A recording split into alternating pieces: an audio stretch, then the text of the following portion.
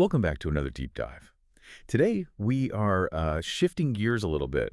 We usually talk about systems that are breaking down because of, human error or politics failing because of greed. hmm But today, we're looking at a scenario where the physics of the world itself are the enemy.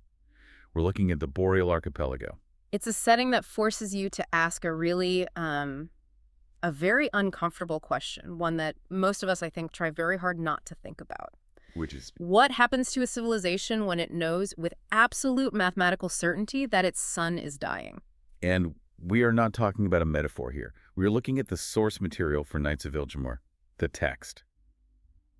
It just paints this incredibly bleak picture of a red sun, Yeah, bloated weak. functionally useless. And because of these very specific orbital mechanics involving the moon's Bohr and Astrid, the world is entering something they call the freeze. Right. And I really want to pause on the freeze right at the top here Yeah. because the source material, it treats this almost like a character in the story. It's not just a bad winter. No. This isn't put on an extra sweater. This is a 50-year glacial period. I mean, just think about the logistics of that for a second. Go on. You have an empire that relies on trade, on agriculture, on shipping lanes. Suddenly, the timetable for survival, it shifts from, decades to days. It changes the value of everything, doesn't it? Gold Yeah. suddenly becomes worthless compared to something like fire grain, which is basically just fuel. Exactly. The sources describe Villjamur, the sanctuary city, as this massive, massive fortress. But the psychological weight of that architecture, that's what really stood out to me. How so? You have these ancient structures built by the Dawnir, who were, for all intents and purposes, giants, and then you have humans just scurrying around inside them. Like racks in a cathedral. That's a great analogy. It's a hermit crab civilization. They are living in the shell of a much greater, much deader past, and now they're sealing the doors. And that's the mission of this deep dive, Yes. right? To unpack what happens inside that pressure cooker. We have Inquisition files, we have military transcripts, personal accounts. Yeah, and we're going to trace how a locked room mystery expands until the locked room is an entire city. And the timeline is just ticking down relentlessly. We've got political assassinations, a suicide by the head of state, and this technology that looks suspiciously like magic falling into the hands of absolute sociopaths. It really feels like the ultimate stress test for a society. It does. Because when the environment itself turns hostile, the social contract is the very first thing to freeze over. You see the stratification happen almost immediately. The city of Villjamur is tiered, you mean literally and metaphorically. Completely. The architecture tells the story. You have these ancient, seemingly indestructible structures that the current inhabitants, the Jammer Empire, they barely even understand them. They just live there. It creates this pervasive mood of imposter syndrome for the whole species. They look up at these spires that pierce the clouds built by the Dawnir, and they know deep down they couldn't build that today. And now, with the temperature dropping every single day, that inadequacy becomes fatal. Right. Which brings us to the first major friction point in our sources, the refugee crisis. Yes. You have people flocking from all the outer islands places, the sources name like Folk, Tiniago, Blortath. They're packing up their entire lives and rushing to Villjamur. Because it's supposed to be safe. It's called the sanctuary city. But safety is a finite resource, and the sources describe these vast, sprawling camps right outside the sanctuary gates. Thousands upon thousands of people just living in mud and squalor. And the city's policy is just ruthless. The gates are closed. Period. That is the part that I think defines the morality of this entire empire. You have this massive wall. On one side, you have the refugees desperate, freezing, dying of disease. And on the other, On the other side, you have the citizens who are safe, but they're miserable. They're trapped in there with their own guilt, and the knowledge that their safety relies entirely on letting other people die. it creates a pressure cooker atmosphere. The sources use phrases like class guilt and a survival instinct that are just constantly clashing. The people inside are safe from the immediate cold, for now, but they are not safe from the social tension. It turns the city into a lifeboat, where the people inside have to actively, consciously decide to let others drown just to save their own rations. And it's not just humans dealing with this pressure, right?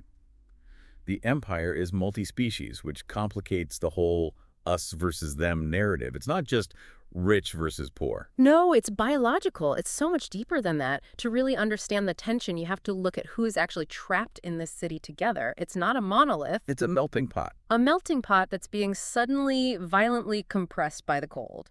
Obviously, you have humans as the dominant political force, but let's talk about the Rommels for a second. The Rommels are fascinating. They represent that classic trope of the elder race, but with this really gritty noir twist to them. They live for, what, 200 years? Over 200 years, yeah. They have tails, they're humanoid, but the sources constantly emphasize their melancholy, their world weariness. And that creates a very specific kind of social friction. It does. Imagine trying to build a career in the Inquisition, like our main character on that side of the story, Investigator Rumex Jared, when your human boss is going to die of old age before you even hit your own midlife. It's a built-in glass ceiling. Absolutely. The sources call it that. Jared is brilliant, he's experienced, but he's capped. He can only go so high because the whole system is designed by short-lived humans, for short-lived humans. So for the humans, it's institutionalized obsolescence.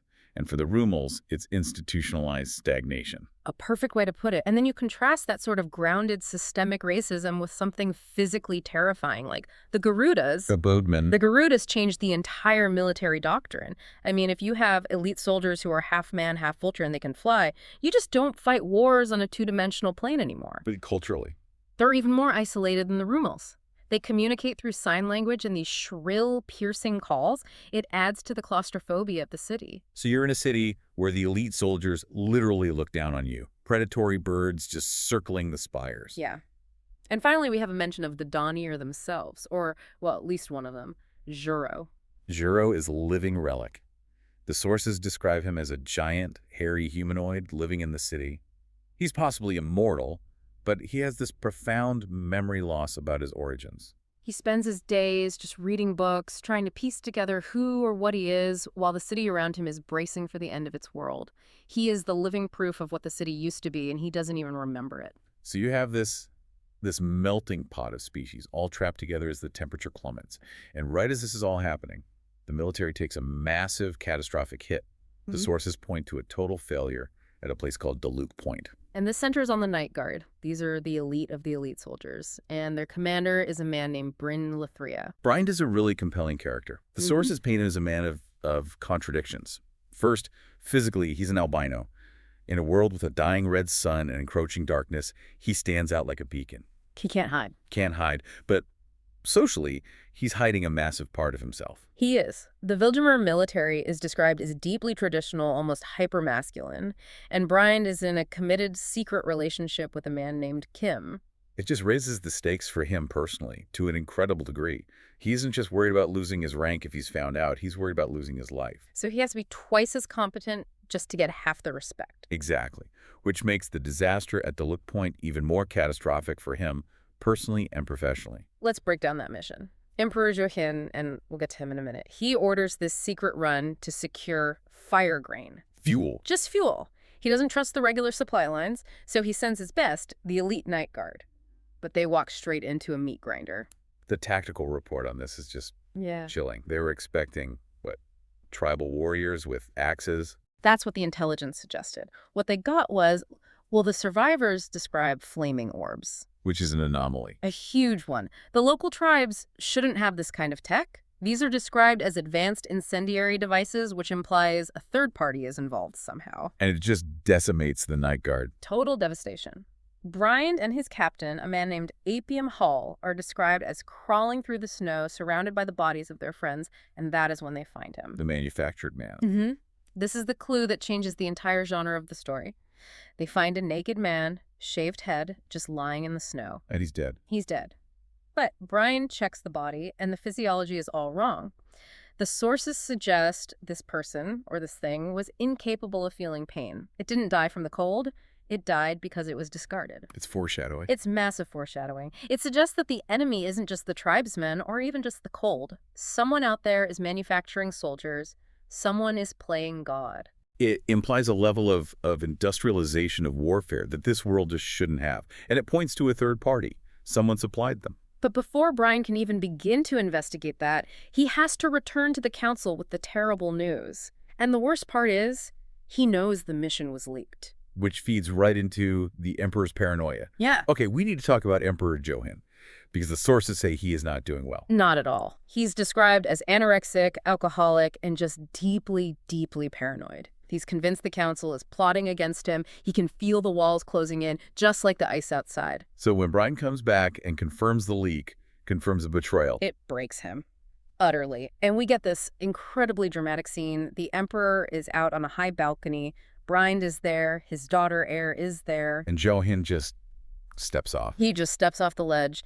It's a suicide that's staged to look like an accident to the general public, but the people who are there, they know the truth. He gave up. He couldn't handle the pressure of the freeze and the internal betrayal. Think about the symbolism of that. The highest power in the entire empire, the Emperor, looks at the future and decides, no thanks. It creates a massive power vacuum. Heir, who's the younger daughter, is left as stewardess. But she's young, she's cynical, and she's not the actual heir. Right. The heir is the elder sister Rika, who is away in the South Fords. So now Brind, who just survived a massacre and watched his emperor commit suicide, has to turn right around and go on a mission to fetch the new empress. But while he's gone, the political sharks start circling back in the city. And this is where the story pivots hard from survival horror to a really sharp political thriller. Enter Chancellor Ertika. Yeah, so while Brian is out there dealing with this physical horror in the wilderness, the council back in Villjamur is manufacturing a political one. If you ever wanted a case study in Machiavellian maneuvering, this is it. Ertika is terrifying because he's so mundane. He isn't some dark wizard. He's a bureaucrat with a rumored history in torture. And he sees the massacre of the Night Guard not as a tragedy. But as a lever, a tool. He needs a war. But why? That's what I don't get.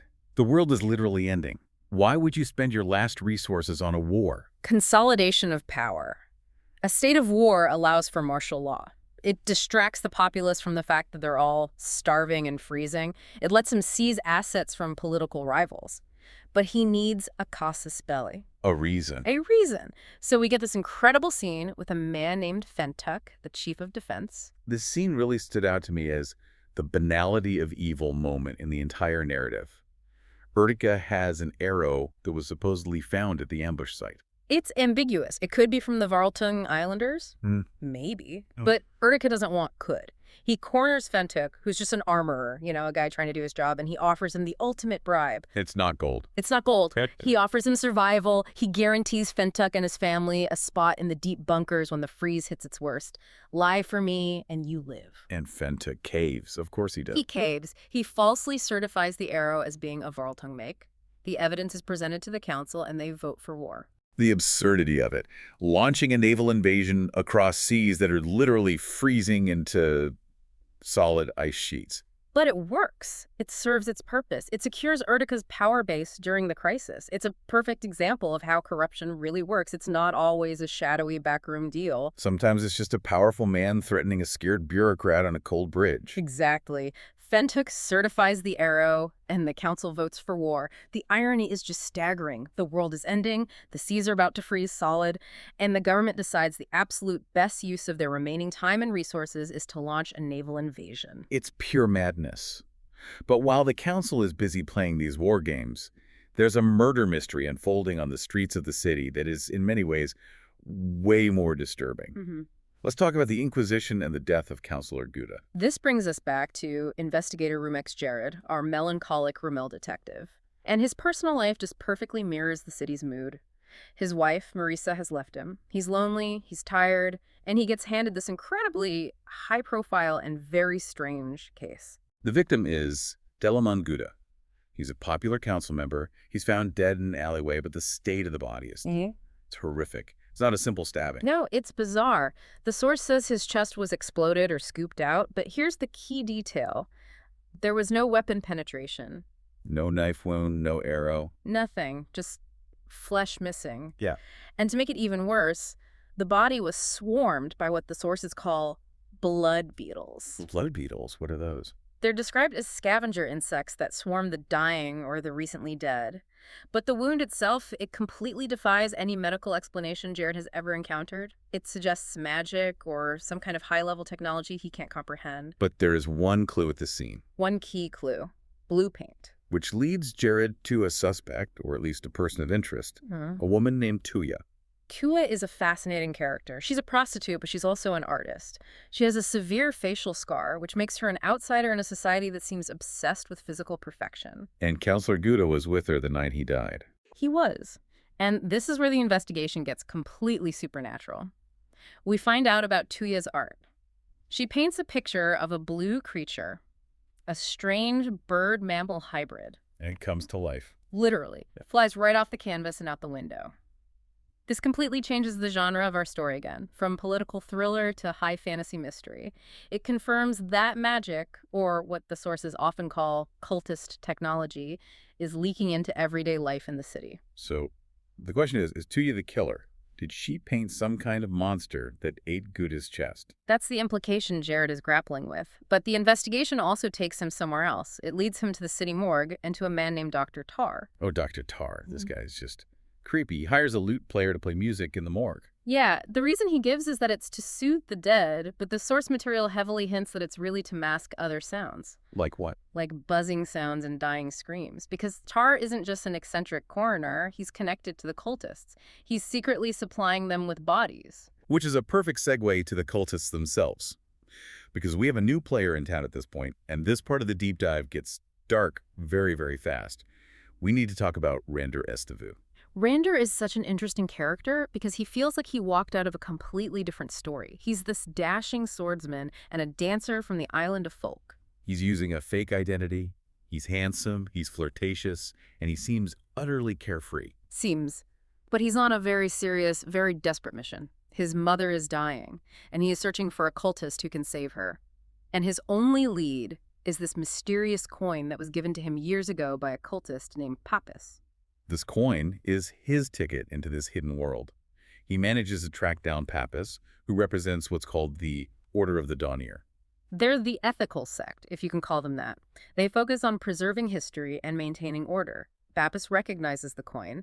It turns out Randur saved her life when he was just a kid, but she gives him bad news. She can't help him. She can't help with immortality. That's not what her order does. It's against their principles. So she refers him to the bad guys. She points him toward the Order of the Equinox. And their leader, Dartun Sur. Right. And if Pappas represents order in history, Dartun Sur is pure chaos and vanity. He's described as incredibly charismatic, but he is terrified of his own mortality. He's been using these ancient preservation treatments on himself for centuries, but they're starting to fail. He's aging, and he is desperate. So Rander finds Dartun. Dartun says he can help Rander's mother, but the price is just insane. 400 jamuns. It's a fortune. It's an impossible amount of money. It forces Rander to become a mercenary of sorts, to figure out how to earn this money. But the real horror is what Dartun is doing in his spare time. The sources describe his laboratory deep underground, and it contains these things called the Shelly tanks. This is, I think, the darkest part of the entire deep dive. The Shelly tanks are filled with some kind of preservation fluid, and they're also filled with bodies. But not just any bodies. No, they're the unwanted, the disabled, the mentally ill people that the city has basically thrown away and forgotten about. And what is he doing with them? Dartun is trying to reanimate them. He's trying to cure death itself. But he's failing, miserably. The experiments either die screaming or they just stay inert. Which explains his relationship with Dr. Tar. He needs a constant supply of fresh bodies because his experiments keep failing. Exactly, and the analysis here is just terrifying. You have a desperate, vain scientist with access to ancient, powerful technology and absolutely no ethical compass whatsoever. He's creating monsters because he's afraid of dying. And it connects right back to that utilitarian ruthlessness we saw at the city gates. The city discards these people, and Sur recycles them into his monstrous experiments. He's trying to cure death, but all he's actually doing is creating things that can't die properly. They die screaming, or they wake up wrong. And of course, those monsters don't stay in the lab. This connects directly back to Brian's story out in the wilderness. Right. So let's jump back to Bryant. He's out in the wild, trying to get to the South Fords to fetch the new Empress, Rika. He's got a small, elite team with him. They make camp one night near an ancient burial mound called the Bria Hog. And they get attacked. But it's not by soldiers. It's not by tribesmen. They're attacked by Draugr. The undead. The scene described in the sources is just visceral. Bryant realizes the men they're fighting are cold to the touch. Their skin has a bluish tint, When they're cut, they bleed this thick, black gunk. They've been dead for days. At least, and they don't stop. You can shoot them and they just get back up. Brian and his team have to literally hack them to pieces to stop them from moving. And it's a massacre. They lose a good man, Sen, who gets decapitated. Yeah. A Gruda wing commander named Vish is mortally wounded and dies later. But the key takeaway here, the connection, is what matters. We have Dartun Sur failing to reanimate bodies in his lab in the city. We have these Draugr suddenly appearing in the wild. And remember, the naked man that Brian found at Duluth Point right at the beginning. The one who felt no pain. The one who felt no pain. It's all connected. The Draugr aren't some ancient curse rising from the burial mound. They're man-made. They have to be. They are Darton's failures, or maybe, even more terrifyingly, his weaponized successes that have gotten loose in the wild. So the implication is that the primary threat isn't the Voltung Islanders that Ertiga is so focused on. It's not even just the cold. The threat is the city's own attempt to cheat death. Sur has essentially weaponized the zombie apocalypse, arguably by accident, because he's so terrified of his own mortality. He's unleashed a plague upon the land. And finally, these disparate threads start to converge. Randir needs his 400 Jumans, so he takes a job where the money is, at the palace. Right. He becomes the dance and sword instructor for Air, the stewardess. And it's just this brilliant juxtaposition of characters. You have Randir, who's putting on this act of being flirtatious and carefree. And then you have Air, who is burdened and cynical and still grieving the very public suicide of her father. And they are preparing for the snowball. Which, again, the irony is just laid on so thick. A dance competition to celebrate the arrival of the new empress, while the world freezes over and undead monsters are roaming the woods just outside the city walls. It perfectly highlights the complete disconnect between the ruling elite and the reality on the ground. They're literally dancing while the world burns, or, well, freezes in this case. But Air reveals something important to Randir during these lessons. She says she needs to learn how to fight. Not because of the Varltungs or some external enemy. But because she knows the real danger is inside the gates. She's inherited her father's paranoia, and it turns out she's absolutely right to be paranoid. So let's look at the board as we start to wrap this up. Let's just lay out all the pieces. Okay. The emperor is dead.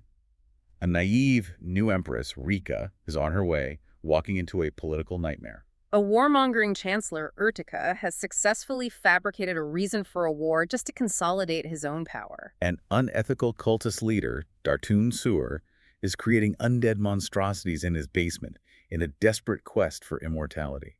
A murderer is still loose in the city, someone who killed Councillor Gouda using some bizarre, flesh-destroying magic that seems to be connected to paintings coming to life. And the Night Guard, the city's elite military force, is depleted, demoralized, and now facing supernatural enemies they have no training for. And all of this, every bit of it, is happening against the backdrop of an unstoppable 50-year-long climate catastrophe. It is an incredibly bleak picture, but it raises a final and I think a really provocative thought for our listeners.